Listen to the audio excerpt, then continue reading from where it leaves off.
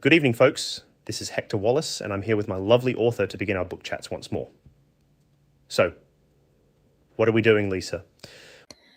Well, I thought we should go over the Hector Wallace books since we've got the famous Hector Wallace sitting right here. Um, what do you think? Should we go dive right into the first book? I think. What was that? I was just going to say, really? I mean, haven't we already dissected my life more than once? But, all right, let's dive right in. Okay, I'm going to shock you with this tidbit. One of my favorite parts is the alleyway scene, and the reason is because I wrote it so well. I think it's a really written section, and as well as the beginning when you met Monty Malone. I thought I did a good job there. Um, my least favorite, I would say,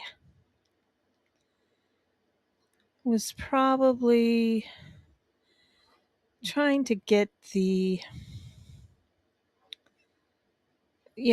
courtship that you and Marta had, or the lack of courtship, I guess, that because it was a novella, so there wasn't time. What about you, Mr. Wallace? All right, since we've already settled this, my favorite parts of the book. As a book character, The Alleyway, come on, Lisa. But to look deeper into plot, I'd say it was a clever premise to situate the lover's story over the top of the Cuban Revolution. And then pulling the parts out that some may not have known, that the Americans were the root cause, and what followed, of course, was almost inevitable. But my utmost favourite aspect of these books, this book in particular, is my good friend and longtime jazz partner and a member of my trio, John Gordon. A lovely man indeed, smart, gifted, and no one's fool to be sure. Oh, yeah, see? This is why you're the cooler half of our duo. John Gordon, of course. Yeah, he's the best character in the whole series. The best character? Mm-hmm. Moving on. It seems to me that just spouting off favourite scenes isn't really delving into the premise, the arc, the world. Hector Wallace goes to Paris. Tell us your favourite and least favourite parts and why. I caught that. Obviously, the best character aside from you, since you're the star of the whole thing.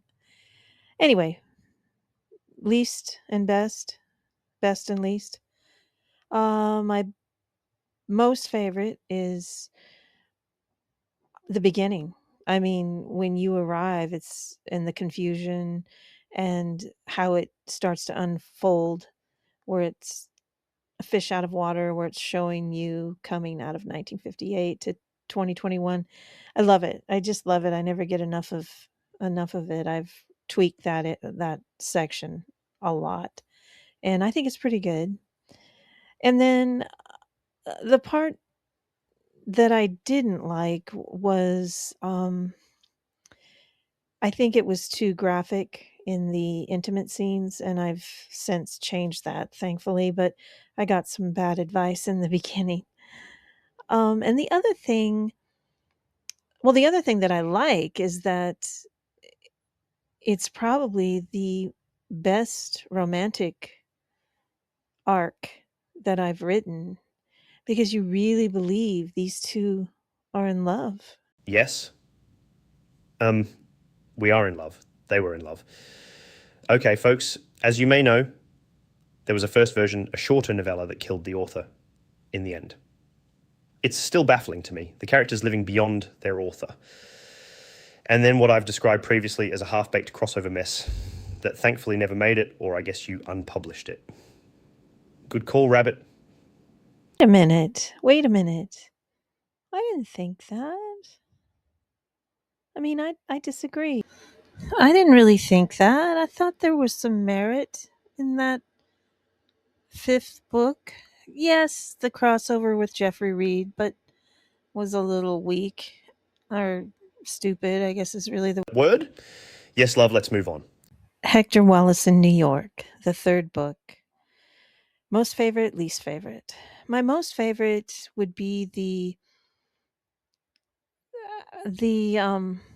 magical realism. There was a lot of turning in it, um, a lot of time travel, and I loved doing the 1958 thing with your apartment, looking up what was on television at the time, the news stories of the time, writing the part where the men fall over themselves trying to open the door for her.